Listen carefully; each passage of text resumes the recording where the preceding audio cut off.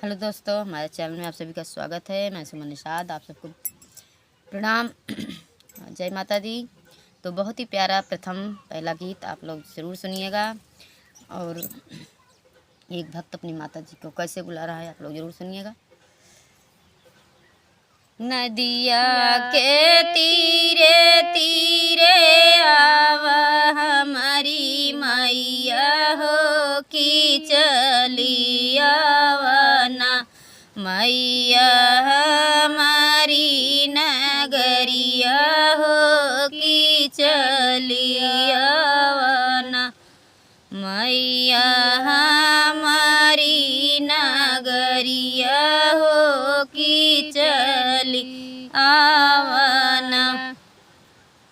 कैसे के आई सेवक नदिया कतीरे हो की कैसे आई ना, सेवक तो रे नगरिया हो की से आई ना, सेवक तो रे नगरिया हो की कैसे आई ना। गंगा मैया मरी है सेवक लहरिया हो की छूटी जाई है ना, हरे घोड़े के महावर हो की छूटी जाई है ना, हमारे घोड़े कई महावर हो की छूटी जाई है ना। नदिया के तीरे तीरे आवा हमारी मैया की चली आवना, मैया हमारी नगरिया हो की चली आवना, मैया हमारी नगरिया हो की चली आवना। कैसे के आई सेवक नदिया कतीरे हो कि कैसे आई ना, सेवक तो रे नगरिया हो कि कैसे आई ना, सेवक तो रे नगरिया हो कि कैसे आई ना। गंगा मैया मरी है सेवक लहरिया हो की भीगी जई है ना, मोरी चटकली चुनरिया हो की भीगी जई है ना, मोरी लाल की चुनरिया हो की भीगी जई है ना।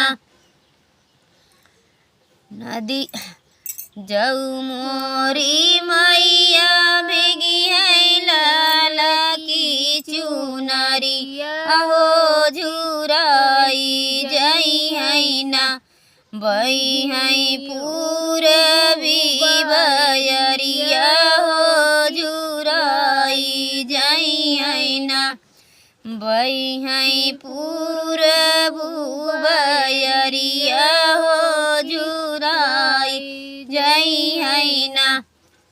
नदिया के तीरे तीरे आवा हमारी मैया हो की चली आवना, हमारी नगरिया हो की चली आवना, मैया हमारी नगरिया हो की चली आवना।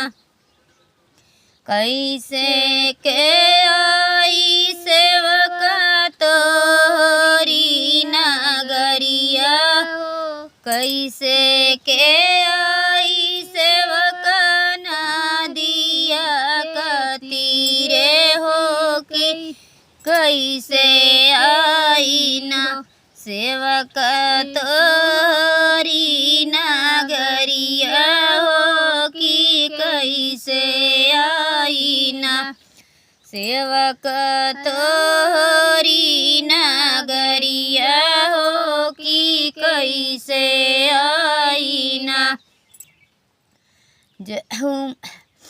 गंगा मैया मरी है सेवक लहरिया की भीगी जई है ना मोर लंबा कल के सिया हो की भीगी जई है ना मोर लंबा कल के सिया हो की भीगी जई है ना।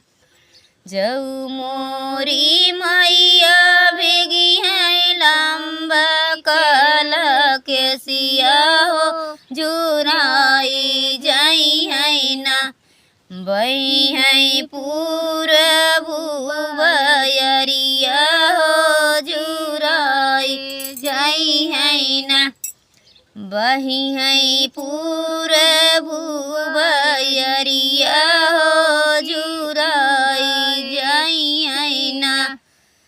नदिया के तीरे तीरे आवऊ हमारी मैया हो कि चली आवाना मैया हमारी नगरिया हो कि चली आवाना मैया हमारी नगरिया हो कि चली आवाना।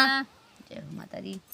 तो बहुत ही प्यारा है देहाती देवी पचरा गीत, आप लोग ज़रूर सुनिएगा और कमेंट के माध्यम से ज़रूर बताएं। और आप लोग से रिक्वेस्ट है कि आप लोग फेसबुक पर देखते हैं तो ज़रूर से ज़रूर हमारे चैनल को फॉलो करें और शेयर करें। आप सबसे बहुत ही प्रार्थना है माता रानी आप सब पर कृपा बनाए रखिए।